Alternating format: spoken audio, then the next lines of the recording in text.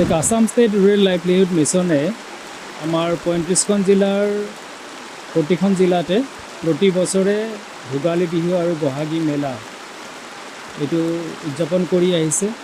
ইয়াৰ অন্তৰালত এটাই উদ্দেশ্য যে আমি সকলোৱে জানো যে গ্ৰাম্য অৰ্থনীতিৰ মুখ্য চালিকা শক্তি হৈছে এই বাইদেউসকল, আত্মসহায়ক গোটৰ বাইদেউসকল, আৰু তেওঁলোকৰ জৰিয়তে গোটেই যিটো ফাণ্ড ফ্ল' বুলি আমি কওঁ, তেওঁলোকে আপোনালোকে সকলোৱে জানে মহিলা উদ্যমিতা 10,000 পাইছে, তেওঁলোকৰ নিজৰ কৰ্পাছ ফাণ্ড থাকে, তাৰোপৰি তেওঁলোকে ৰিভলভিং ফাণ্ড পায়, তেওঁলোকে কমিউনিটি ইনভেষ্টমেণ্ট ফাণ্ড পায়, তেওঁলোকে CLFৰ পৰা লোন ল'ব পাৰে।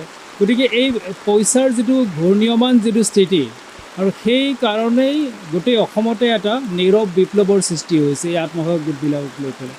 গতিকে আমি খুব আশাবাদী যে বেলেগ জিলাৰ লগত নলবাৰীটো আজি অসম ৰাজ্যিক আমাৰ গ্ৰামীণ জীৱিকা অভিযানৰ বাইদেউসকলে আৰু DPM ARSLMকে ধৰি গোটেই ষ্টাফে আমাৰ ইয়াতে 30খন বিপণী তেওঁলোকে লগাইছে, আৰু 30খন বিপণীতে তেওঁলোকে তেওঁলোকৰ নিজৰ দ্বাৰা উৎপাদিত সামগ্ৰীসমূহ বিক্ৰীৰ ব্যৱস্থা কৰিছে।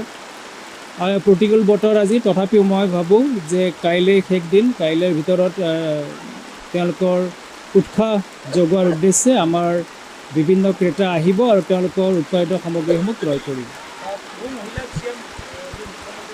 মই সুধিলোঁ, বেছিভাগ স্থলত বেছিভাগ মহিলাই আমাৰ যিটো মহিলা উদ্যমিতা আঁচনি আছে তাৰে 10,000 টকা তেওঁলোকে পাইছে। গতিকে এই 10,000 টকা মই সুধিলোঁ বহুতকে, তেওঁলোকে কামতে খটুৱাইছে নিজৰ নিজৰ ট্ৰেডত, গতিকে তেওঁলোকে অহা বছৰ 25,000 টকাটোত পাব। গতিকে এই ধৰণৰ তেওঁলোকৰ যিটো উন্নয়নমুখী যাত্ৰা, যে তেওঁলোকে আৰু ঘৰত উৰণিৰ তলত এতিয়া লুকাই থাকিব নালাগে, তেওঁলোক ঘৰৰ পৰা সেই উৰণি ফালি ওলাই আহি আকাশলৈ চোৱাৰ যিটো তেওঁলোকৰ হেঁপাহ, সেই হেঁপাহ তেওঁলোকৰ পৰিপূৰ্ণ হৈছে, আৰু অনাগত দিনত তেওঁলোক অৰ্থনৈতিকভাৱে আৰু তেওঁলোক মানসিকভাৱে বৌদ্ধিকভাৱে সকলো উত্তৰণ তেওঁলোকৰ ঘটিব।